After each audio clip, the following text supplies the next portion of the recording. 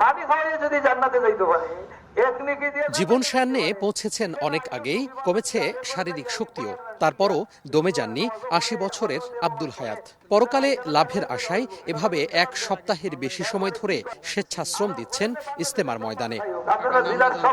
তার মতো নানা বয়সী ধর্মপ্রাণদের শ্রমে ১৬০ একরের ময়দান এখন প্রায় প্রস্তুত বিশ্ব ইজতেমার মহা কর্মযজ্ঞের জন্য।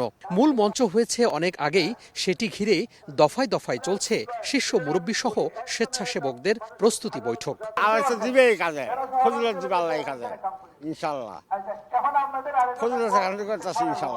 কোন জায়গায় কোন কাজের প্রয়োজন আমাকে ডাকায়, আমরা সেখানেই দৌড় দিই। ময়দানটাকে যে সাজানো হয়েছে এটা আল্লাহ তাআলা খাস মেহরবানি। এখানে হেদায়েতের কাজ হবে, আল্লাহ তাআলা অন্য দিক দিয়ে হেদায়েত দিয়ে দিবে, এখানেও দিব, ওইখানে অন্য দিক দিয়ে দিবে।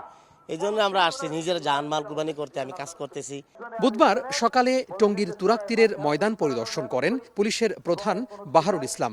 খুঁটিনাটি বিষয় পর্যবেক্ষণের পর জানান, প্রতি বছরের মতো এবারও নেওয়া হয়েছে নিশ্ছিদ্র নিরাপত্তা ব্যবস্থা। 5টি সেক্টরে ভাগ করে আমরা নিরাপত্তা সাজিয়েছি। 16টি ওয়াচ টাওয়ার থাকবে এবং সেই ওয়াচ টাওয়ার থেকে আমরা নিরাপত্তা ডিউটি দেখব, বাইনোকুলার দিয়ে আমরা দেখব। সাব কন্ট্রোল রুম থাকবে আমাদের 15টি। যে কোনো ধরনের নাশকতা কিংবা যে কোনো ধরনের ইল মোটিভ, আমার বিশ্বাস আমরা আপনাদের সহযোগিতা, আবারও বলি আপনাদের সহযোগিতা আমরা এগুলো মোকাবেলা করতে পারবো।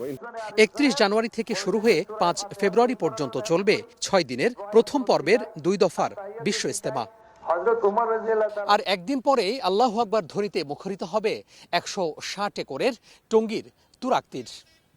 আগামীতে সকল ভেদাভেদ ভুলে ঐক্যের মহাসম্মিলন ঘটবে এই ইজতেমাকে কেন্দ্র করে, এমনটি প্রত্যাশা সারা দেশ থেকে আসা স্বেচ্ছাশ্রম দেয়া আগত ধর্মপ্রাণদের। তোহা খান তামিম, সময় সংবাদ, টঙ্গী, গাজীপুর।